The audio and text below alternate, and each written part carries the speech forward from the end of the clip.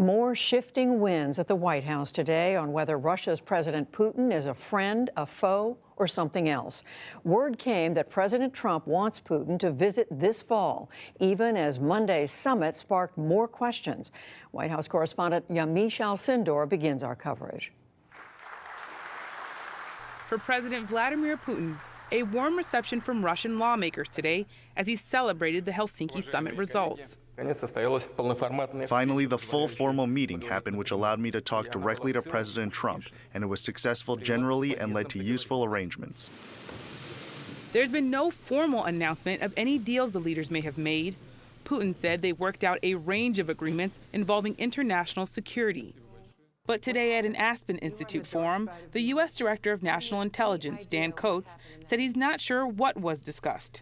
Well, you're right. I don't know what happened in that meeting, but that is the president's prerogative. If he had asked me how that ought to be conducted, I would have suggested a different way, but that's not my role. This morning, President Trump tweeted saying, "The summit with Russia was a great success, except with the real enemy of the people, the fake news media." He went on to say he looks forward to a second meeting with Putin so that we can start implementing some of the many things discussed, including cyber attacks, Ukraine, and Middle East peace, among others. But the overall U.S. commander for the Middle East, Army General Joseph Votel, said he has heard nothing about any changes regarding Syria, where both American and Russian forces are involved. He spoke to Pentagon reporters on a video link from his headquarters in Tampa. We have received no further direction than we've currently been operating under. Direct collaboration with the Russian military would need congressional approval. There was more today, too, on the matter that's dogged President Trump since Helsinki, Russian cyber hacking in the 2016 U.S. election.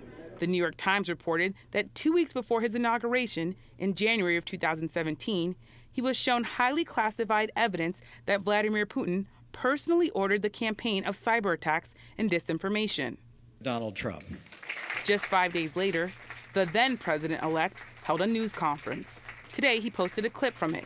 But later on in that same news conference, he dismissed the intelligence community's conclusion that Putin had been trying to help him win the election. Do you accept that part of the finding? Well, if Putin likes Donald Trump, I consider that an asset, not a liability, because we have a horrible relationship with Russia. In Aspen, Colorado, the president's Homeland Security Secretary, Kirstjen Nielsen, said today she's never seen evidence that Russia's election interference was aimed at securing a Trump victory. What we've seen on the foreign influence side is they were attempting to intervene and cause chaos on both sides. On Monday, the president seemed to take Putin's denials at face value. Intelligence Director Coats quickly challenged that, saying Russian interference did happen and is continuing to happen. Today, Coats said he had had no choice.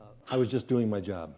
My thoughts there were that I believed I needed to correct the record for that. Obviously, I wished he had made a different statement, but I think that now that has been clarified.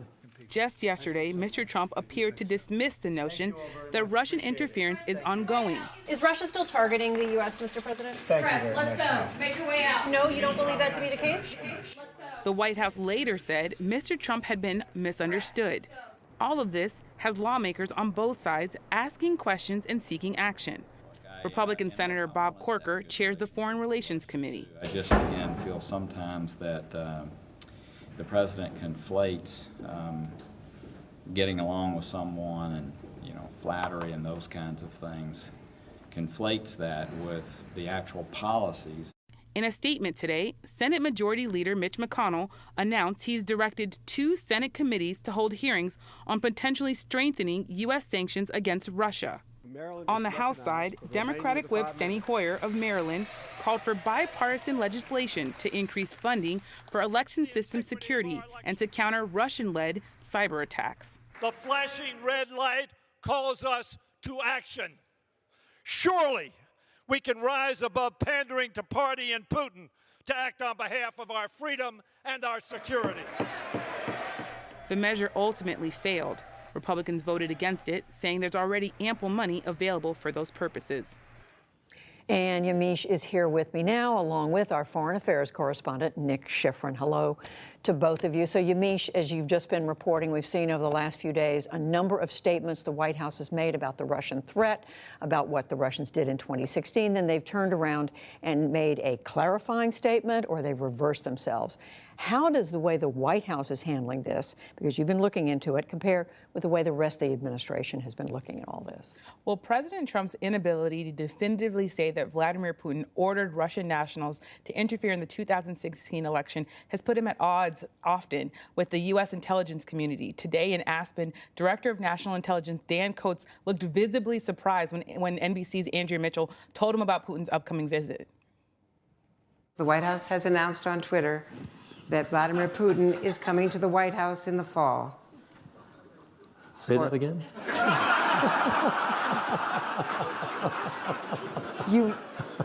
Vladimir Putin coming Did I to hear the... you? Did I hear you? Yeah. Okay. Yeah. That's going to be special. Wow. I mean, that really sums up where the National Intelligence Director and the president stand right now. He was completely surprised, and he's not alone. The intelligence community is looking at what President Trump is doing and saying, and they're really questioning kind of why the president is saying all of these things, and they don't know what he said to Vladimir Putin in that one-on-one meeting that went on for 2 hours. And Dan Coats isn't the only person in the Trump administration that's pushing back on the way that Trump is talking about Russia. The director of the FBI, Christopher Wray, said that Russia is the most aggressive country that's trying to attack the U.S. right now. That's really, really important. And I was talking to sources today. There was a former Department of Homeland Security official who was very senior in past administrations. He said that the Homeland Security's, the Secretary of Homeland Security today saying that she didn't know if Russia was trying to help Donald Trump shows that these administration officials are under a lot of pressure to pick between Donald Trump or the truth. So that's really, really important. And the Senate today voted unanimously to oppose Russia talking to U.S. officials or U.S. citizens and basically saying that Russia should not be able to question American citizens. So they're also coming out and saying, we are not with the president on this one. So, Nick, you talk to folks in the intelligence community. There is some sort of division, it appears, between what the president's doing and what they know. I think it's important to note that they will continue doing their job despite that division, but that there is worry, concern, even discomfort with some of what the president is saying and some of the policies that he's exhibiting toward Russia and toward Vladimir Putin. We have to remember that since January 2017, the intelligence community has fingered Putin personally and said that President Putin ordered the hacking and the disinformation campaign in the United States. The president was given that information, as we learned today, from the New York Times, with specific intelligence that there was human intelligence about President Vladimir Putin's order. And there is just bafflement, frankly, among some intelligence officials as to why the president will not back them up on that. And at least publicly, they just don't know why the president isn't backing them up. Two other things. Yamiche, this whole, the White House yesterday saying that the president was considering seriously this idea of swapping interrogation between the former U.S. ambassador to Moscow, among others, with the U.S. being able to interview these intelligence folks in Russia who've been indicted by the United States. So and then today they said, no, it's not being considered at all. The president doesn't like the idea. What's going on there? Well, the White House and the State Department had vastly different answers when it came to the question of whether or not Vladimir Putin could get his way and Russian national officials could sit down and interview American citizens that they see as criminals. The U.S. intelligence community has found that these Americans are not criminals. They include the former ambassador to Russia, the former U.S. ambassador to Russia. And there's this idea that Putin wanted to kind of float that out there and that it was pretty much seen as absurd. The State Department came out very forcefully yesterday and said that it's absurd. He even ask this question, where Sarah Sanders kind of hedged it and said, well, we'll think about it. And then it took until today, which is a full 24 hours later, for the White House to come out and be on the same page as the State Department. So again, it comes back to that idea that I've been talking to sources about, where they say they don't know why the president is doing the things that he's doing. And people are very worried that he made maybe a deals with President Putin in that 2-hour meeting. They're not sure if maybe he gave him some sort of signal that there might be an insurance there.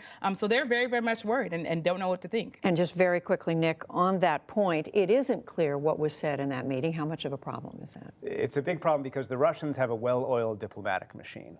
And they will put forward their ambassador to the U.S., who briefed reporters yesterday. They put forward President Putin today, and they will fill the void where there is no statement from Secretary Pompeo about what was decided. There's no statement from the National Security Advisor, John Bolton. The Defense Secretary, Jim Mattis, wasn't even at the cabinet meeting yesterday, whereas the Russians are absolutely organized. And so they will fill that void and try and shape the legacy of this summit and certainly the day-to-day actions of both countries in the near future.